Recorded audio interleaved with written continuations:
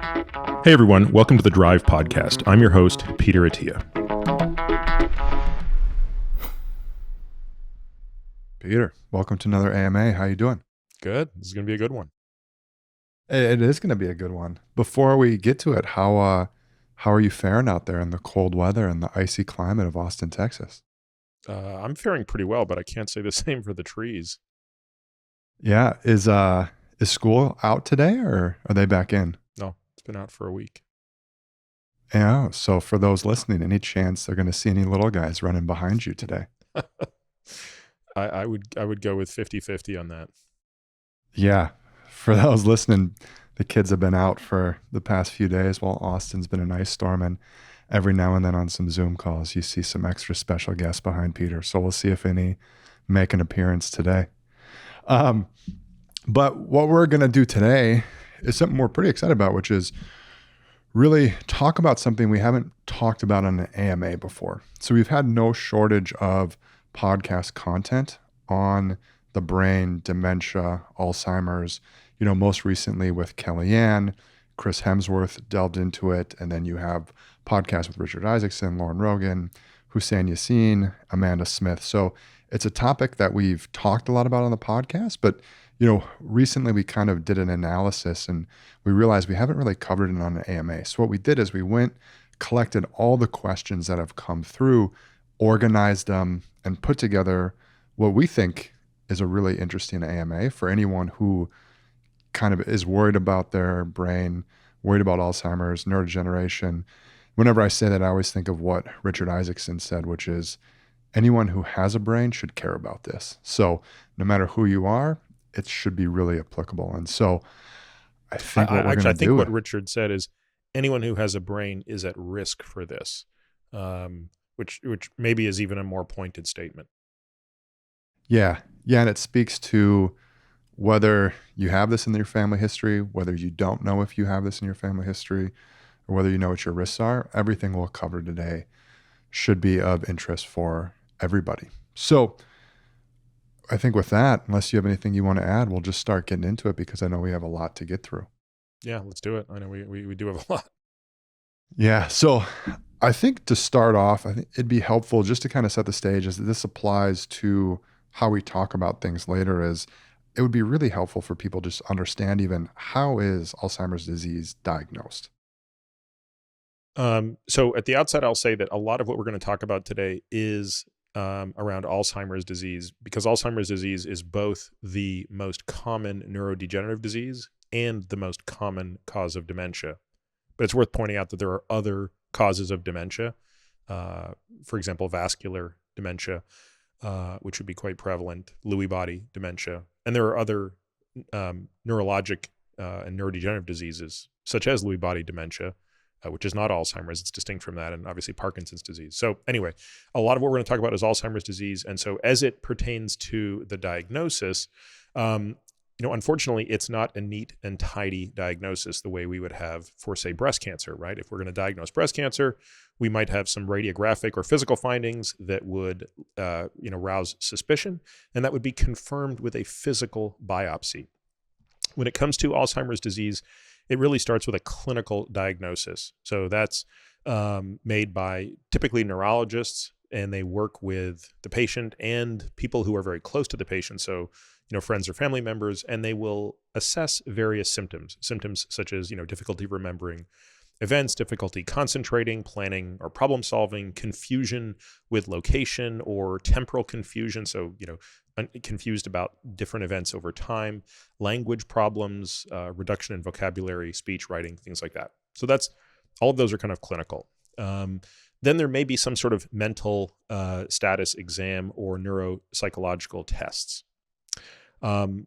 Generally, there will also be some lab tests done to rule out other causes. And, I personally, because I'm not a neurologist, just haven't got a lot of experience with this, but certainly, have read case studies of patients where, it looks like they have all of the signs and symptoms of Alzheimer's disease, but you come to find out that they're, profoundly hypothyroid, or they have, B12 and B6 deficiencies or things like that. So you want to kind of rule out things like that. But the bottom line is this diagnosis really isn't definitively made. or at least if we want to conclude it, until an autopsy. Now, today, there are other biomarkers that are increasing in the sensitivity for this. So we now have the ability to look at serum amyloid and tau, and those can be coupled with the things I've described above, in addition to things like amyloid PET, such that a really good diagnostician can probably be almost assured that a patient indeed has Alzheimer's disease based on the presentation. Yeah, I think it's really interesting. And I know one of the questions we see come through is, when you talk about cardiovascular disease, you have APOE as kind of a biomarker that's kind of a predictor of risk and something that people can easily run and understand where they're at. Is there anything equivalent to that for Alzheimer's or neurodegeneration? So no, I would say that Alzheimer's is much more complicated in this regard, and I don't think we have something that's as neat and tidy. That said, we do have biomarkers, like I said a second ago, right? We have amyloid, we have tau. Historically, and for the purposes of research, these were typically drawn from CSF. So cerebrospinal fluid, which can be accessed via a lumbar puncture, would certainly be a way to determine the presence of amyloid and tau. Again, very impractical in the real world, right? These are not benign procedures, and they're certainly not things that we want to subject patients to rapidly. So as we now look at other scores like the C2N, which I can't remember if we talked about that on a previous podcast. If not, I know we have a newsletter that'll be coming out on this at some point. But the C2N developed amyloid score uses a couple of things. It uses a patient's APOE variant. So it sort of says, is this patient a 3.3, a 3.4, 4.4, et cetera?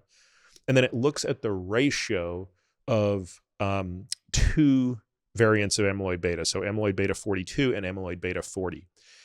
And then also looks at their age. Okay, so it takes APOE status, AB40 to 42 ratio as measured in the plasma, and patient age, and then it predicts the probability of AD pathology. Now, this is a test we have been using. I would say there's probably like 6 or 7 patients in our practice that we are using this test in. And, I would argue that we are still in very early days of knowing what to make of these data. So there's 2 reasons we kind of look at that. One is it's one more piece of information that helps us understand risk. And it goes into kind of our overall risk assessment that includes everything we talked about before. So family history, genotype, metabolic health, APOE status, cognitive testing. And it allows us to say, okay, is risk higher or lower? And more importantly, and this is where I think it's too soon to say if it's valid, as we make interventions, as we take steps to reduce risk, we would look to see what happened to that C2N score. Did it go up or down? Now think about it. If it goes down, it's not going down because their APOE status changed, and it's not going down because their age got younger. It can only go down because the ratio of AB42 to AB40 changed. So what we're basically saying is we do have a biomarker that measures the change in, amyloid 42 to 40 and potentially tau eventually. And is that predictive of an improvement? I don't know the answer. The other thing I think I'll just say for the sake of completeness is we do have amyloid PET scans. These are not something we use clinically. We've probably done 3 or 4 of these in total, and they're typically done in a research setting. So I'll probably not say much more about those right now. Yeah, and for the C2N, is that something, you mentioned you only have used it on a handful of patients. Is that something that it's just too new for you to kind of roll out with everybody, or are you really only using that on very high risk based on all the other factors? Yeah, it's really the latter. So you remember, with every test, you have to think every test has a sensitivity and a specificity. And when you take a sensitivity and specificity, you want to be able to say this has high positive predictive value and high negative predictive value. So if it comes back positive, I want to believe that it means something. And it comes back negative, I want to believe it means something. And in addition to the sensitivity and specificity, which are fixed for a test, the way that you as a physician or person administering the test can increase the odds in your favor is by applying this test to patients with what we would call the highest pretest probability. So in other words, if you applied the C2N test willy-nilly across everybody, my fear is you would probably get a lot of noise, and you would, this isn't an arbitrary fear, it's just mathematics. You're going to get a lower positive predictive value. The test will mean less, and you'll get lower negative predictive value as well. So the goal here is to say, look, we have tremendous uncertainty about this test, unlike, for example, APOE, where we have really clear relationship between, at least population risk and marker. And therefore I feel, much more comfortable checking APOE on everybody. But when it comes to this test, the answer is no, I don't. I think we have to reserve this for people who are at the highest risk. Yeah, that makes sense. And I think for anyone who wants to dive deeper on the sensitivity, specificity, positive, negative predictive value, AMA 25, one you and Bob did, which really dove into, although it was cancer screening, spent a lot of time talking about those metrics and those terms and what they mean. So anyone who wants to learn more on that, it's going to be a great resource. The next question we see come through a lot is, you kind of mentioned it already with like the APOE status. What do we know about genetic testing and what those results can mean in someone's long-term risk of developing AD or dementia? Well, we know that there is a strong genetic component to Alzheimer's disease, and we know that there are several genes that are implicated in this. I think we can start with the three most penetrant genes, or the three genes for which, if you have the gene, you are most likely to indeed get Alzheimer's disease. So these three genes are as close to what we would call deterministic as any genes are. And fortunately, they're very uncommon. Okay, so the three genes we're going to talk about, which I'm not going to say much about them other than to state what they are. One is PSEN1, PSEN2, and APP. So those three genes collectively account for 1% of patients with Alzheimer's disease. Those patients get Alzheimer's disease very early, not uncommon for these patients to be afflicted in their 50s. In fact, we now know that the incident case of Alzheimer's disease, in other words, the patient for whom the disease it was named after the first physician who identified it, but his first patient was indeed a woman that had, I believe she had the APP mutation, but it might have been one of the presenilin mutations. So again, I just want to put that out there as an aside. We do see that gene from time to time. Fortunately, it's incredibly rare. So let's focus on the other 99% of cases of AD. So 99% of patients who go on to develop Alzheimer's disease do not have one of the quote unquote deterministic genes. Of those patients, about 2/3 have at least one copy of the APOE4 gene. Now, to put that in context, about 25% of the general population has at least one copy of the APOE4 gene. So 25% of the population has at least one copy of E4. And by the way, most of them are just one copy. 2 copies is pretty rare. That's about 2% of the population. But that 25% of the population makes up 2/3 of all cases of Alzheimer's disease.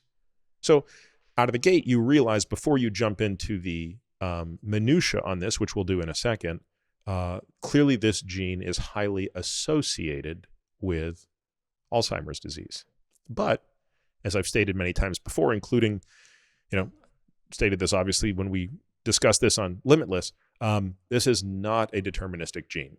So there are plenty of patients with APOE4, one copy or even 2, who never go on to develop dementia. In fact, as I think I write about briefly in the book, there are even centenarians walking around with E4s, and meaning they're people who make it to 100 with no signs of dementia who are carrying E4s. So there are other genes at play, and some of those genes amplify and some of those genes attenuate risk. Again, we've discussed this on some of the previous podcasts, so I won't go so deep into it, other than to say other genes like Klotho. So there's one variant of Klotho, KLVS, which attenuates risk in E4. So an E4 carrier, so an E3/4 carrier that has the Klotho KLVS variant, their risk returns to that of a 3/3. A 4/4 carrier who has a Klotho KLVS, their risk returns to almost a 3/3. It's still slightly higher, but nowhere near the 4/4 risk. Conversely, the wrong mitochondrial haplotype will amplify risk. TGF beta would be another one that amplifies risk. TOM40 would be another one that amplifies risk, although it's not clear how much TOM40 functions, and that's two M's, by the way, on TOM40, TOMM40. Not clear how much that factors into risk independent of E4. Some of these genes and SNPs can be identified on regular, kind of call it commercial over-the-counter tests, such as 23andMe. But truthfully, Nick, for most of our patients, we're doing whole genome sequencing on this particular topic. The error rate is lower, and frankly, most of the genes that we care about are not genes that are showing up on the shorter SNP tests. Yeah, that was one of my questions, was just how easily available are some of those other tests, because we know the APO, for someone to find their APOE, that's just a blood-based test that is fairly readily available. And I know we've kind of mentioned APOE4s, but if someone gets their APOE checked, do you kind of just want to run through, here are the options of what the results could be? And then in a second, we'll get to kind of what that means. But I think just for people to understand who maybe aren't familiar, just what are the different combos that they could even see on that test? Yeah. So there's two things that I want to say. So to answer your question, there are 3 alleles for the APOE4 gene. So just to be clear, APOE is a gene. It codes for a protein, unsurprisingly, called APOE. But we have 3 different versions of that gene circulating in our gene pool. And to be clear, none of these are called mutations, right? These are all 3 wild type alleles.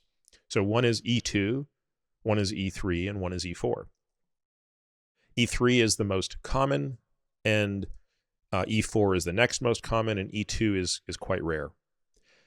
These genes can therefore be combined in up to 6 ways, because you're going to get 1 copy from your mom and 1 copy from your dad. So you can have a 2-2, 2-3, 3-4, 3-3, 3-4, 4-4. I hope I got those all right, but it's pretty easy to do the math on that, right? 2-2, 2-3, 3-4, 3-3, 3-4, 4-4. Okay.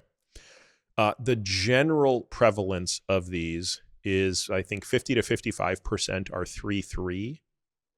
About 25% are 3-4. 2-4, I think, is the next most common. Not that common, probably about 5 to 10%.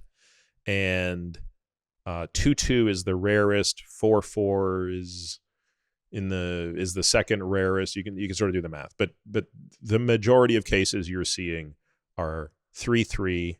Oh, and then 2-3 is not that uncommon. Okay, so anyway, going back to your question, I think you asked a question about how easy is it to go about getting these other genetic tests to look for genes beyond APOE4? Because APOE4 is pretty easy to get checked. The short answer is it's really hard. And to my knowledge, there is still no turnkey solution for looking at the entire suite of genes that are involved in Alzheimer's disease, even kind of the 12 most relevant. So right now, we work with Richard Isaacson and his team and brute force it, meaning Richard and a team of folks literally go through the whole genome sequence trying to identify these. So I think there's a huge opportunity there to streamline this process. which again wouldn't be interesting if not for what we're about to talk about today. In other words, I don't know that this would matter a whole heck of a lot unless you believed you could do something about it, which I think comes back to kind of a broader issue around APOE4 testing. When the Limitless thing came out, there was a surprising amount, at least to my, my naive view of, I don't know what the word is, but call it just sort of backlash against like how irresponsible it was to test for APOE in Chris. I found that to be a baseless and meritless criticism, truthfully. But at the same time, I can understand where it came from if you believed that having a copy of an APOE4 gene or two copies was deterministic and it was all a fait accompli. In other words, if you believe that having those genes means you're going to get Alzheimer's disease and nothing can be done about it, then at least you could entertain the argument, why know it now?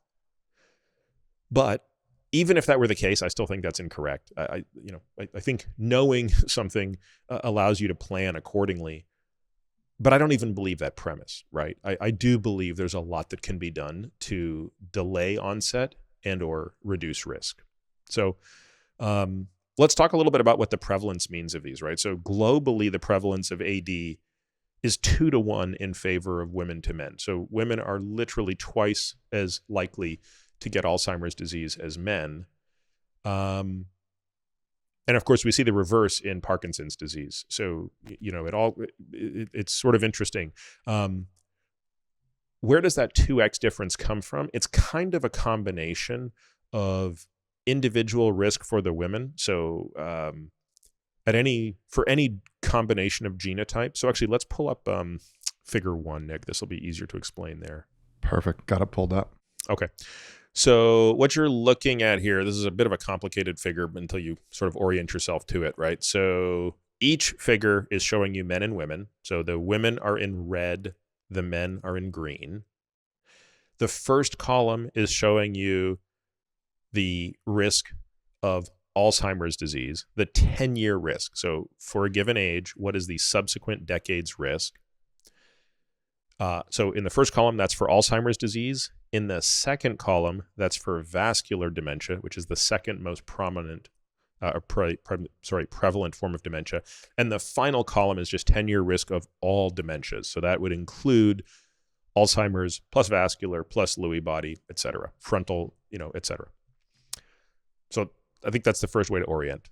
Then if you go by rows, you're just looking at the decade in which we look. So the top row is people in their 60s. The next row is people in their 70s. The final row is people 80 and up. So not surprisingly, as you move down the rows, the numbers get bigger. And not surprisingly, the third column has to be greater than the sum of the first two columns because it includes both of them plus other things. Lastly, each box shows the 6 genotypes, the 6 combinations. So it always goes the same direction. E22, 32, 33, 42, 43, and 44, which is more or less in the order of risk. Although you'll see that when it comes to Alzheimer's disease specifically, the 3-2 is the lowest risk. In all-cause dementia, 2-2 is the lowest risk. That probably has to do with the impact of the E2 genotype in Lewy body and other dementias, but we'll put that aside for a moment. So what's really obvious when looking at this is that the 4-4 has a significantly higher risk than everything else. And then the 3-4 and the 4-2 are kind of next. We think of the 3-3 as the baseline, since that's the most common genotype we see in the population. So in general, everything gets compared to the 3-3. You'll also notice that at any point in time, women seem about 20% more likely in a given decade to get Alzheimer's disease than men. And what that suggests is that the 2 to 1 prevalence is probably a function of that coupled with the fact that women are living longer.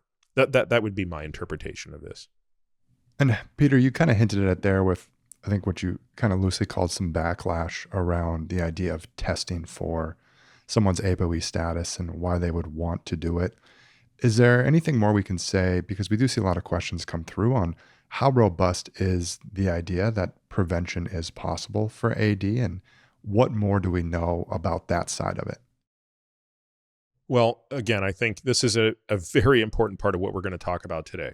So the bulk of today's AMA is going to be around what are the measures that we can take? What are the modifiable behaviors that factor into risk reduction or prevention? Here's the problem. Really difficult to do this directly with controlled trials given the time course. So you're going to see a couple of examples where we can talk about that and where we can, I think, pretty convincingly take a causal view. But unfortunately, much of the data here is epidemiologic. So if you look at something called the Chicago Health and Aging Project, it followed nearly 4,000 individuals who underwent regular clinical and cognitive assessment from the early 90s to about 2012, I think. These patients were 65 and older. They had no Alzheimer's disease at the outset. They were all cognitively tested, and the bottom 10% of non-AD patients in terms of cognition were excluded. So we're sort of trying to take out what we think were the most susceptible. They also excluded any patients who were 4/4s. So if a patient is E4, you're going to see that the data are divided between E4 and non-E4. So the E4 segment is just 2 4s and 3 4s. And that was about a third of the sample. So a third of the sample had 2 4 or 3 4, and a third of the sample had no E4. Okay. Now, this is so interesting population to study. There was no intervention. So I want to just state that, you know, we're full of limitation here. They looked at how these patients did over the subsequent, 20 years roughly, 15 to 20 years, based on the number of healthy lifestyle factors they engaged in. So healthy lifestyle factors are all the usual stuff. I don't need to restate the obvious, right? So not smoking, getting good sleep, exercise, nutrition, et cetera, et cetera. And they broke these folks into 2 buckets. You either were doing 0 to 1 or 4 to 5. So they wanted to kind of create a gap. So if you looked at those, let's pull up the graph, Nick, if you don't mind here. Okay, so what you're looking at on the x-axis is time. What you're looking at on the y-axis is cognitive score. On the left-hand side, you see the APOE cohort. That means these are the third of the patients who were E3s and, E4s. And then on the right-hand side, you see the patients who had no E4. Okay. The solid line shows you the people who were in the 0 to 1 healthy lifestyle factors, and the dotted line is the 4 to 5. The line, you might be asking, well, why is this such a straight line? Well, it's because this is a linear model of cognitive decline based on this global cognition score done from 4 tests over the 17 years. The shaded area is your 95% confidence interval. These models were adjusted for all the usual suspects: age, sex, race, ethnicity, total education, presence of other diseases such as cardiovascular disease, etc. What's the takeaway here? Well, let's put aside for the moment that there's confounders that can never be undone here. So we know, for example, that education is a huge predictor of cognitive decline, meaning high education is less than low education, but it's also a marker for socioeconomic status. And socioeconomic status has its other reasons that it might factor into this. So if you put all that aside for a moment, 2 things, at least to me, stand out when I look at this graph. The first is, at the beginning of the study, both groups, really, all 4 groups, if you think about it. So the E4s and the non-E4s and the healthy lifestyle versus the non-healthy lifestyle, you see how they all had about the same cognitive score? Yeah. Yeah, it's pretty interesting. What happens is two things. The E4s, even with healthy behaviors, still fall faster than the E4s, than the non-E4s with healthy behaviors. So it really speaks to the risk of E4 later in life. But the other thing, of course, that stands out is healthy behaviors offset much of that risk. So in other words, the rate of decline of the E4s doing the healthy things seems to be slightly less. Maybe it's not statistically significant. In fact, it's not. So you would just say, seems to be identical to the non-E4s who are not engaging in the healthy behaviors. In other words, this suggests that you have some control over this. This is malleable. Again, I want to restate that, right? If you look at the left-hand graph in the dotted line, including that confidence interval, it's basically identical to the solid line on the right. So another way to look at this is healthy behaviors have a greater impact on E4s than non-E4s. The space between the lines on the left is greater than the space between the lines on the right. That's what that means. The lift that you can get with healthy behaviors seems to be even greater as an E4 than as an E3. Yeah, it is really interesting to see kind of that graph that way. And it really leads to what you hinted at just a second ago, which is we're now going to spend the rest of this AMA with the true focus of what are these things that you can do to prevent Alzheimer's dementia, to really try and work to keep your brain as healthy as possible. And we'll cover a ton of questions that we get, but I think what'd be really helpful is even though we're going to spend more time than less on some of these different preventions, just because we don't have the time in the day to cover them all in detail, do you just want to give people that kind of quick list of, hey, here are all the factors that you should think about before we kind of start picking them apart? Thank you for listening to today's sneak peek AMA episode of The Drive. If you're interested in hearing the complete version of this AMA, you'll want to become a member. We created the membership program to bring you more in-depth exclusive content without relying on paid ads.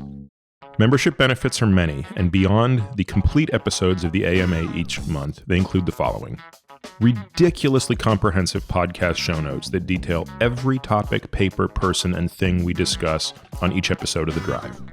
Access to our private podcast feed, the Qualies, which are a super short podcast, typically less than 5 minutes, released every Tuesday through Friday, which highlight the best questions, topics, and tactics discussed on previous episodes of The Drive. This is particularly important for those of you who haven't heard all of the back episodes. It becomes a great way to go back and filter and decide which ones you want to listen to in detail.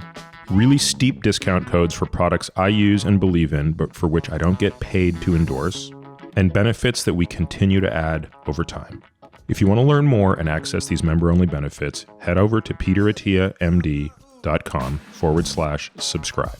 Lastly, if you're already a member, but you're hearing this, it means you haven't downloaded our member-only podcast feed where you can get the full access to the AMA and you don't have to listen to this. You can download that at peterattiamd.com/members. You can find me on Twitter, Instagram, and Facebook, all with the ID Peter Attia MD. You can also leave us a review on Apple Podcasts or whatever podcast player you listen on.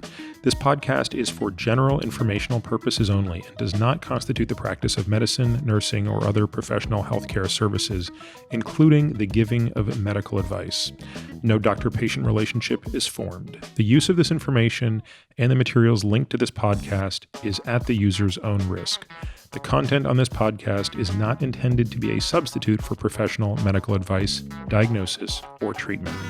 Users should not disregard or delay in obtaining medical advice from any medical condition they have, and they should seek the assistance of their healthcare professionals for any such conditions.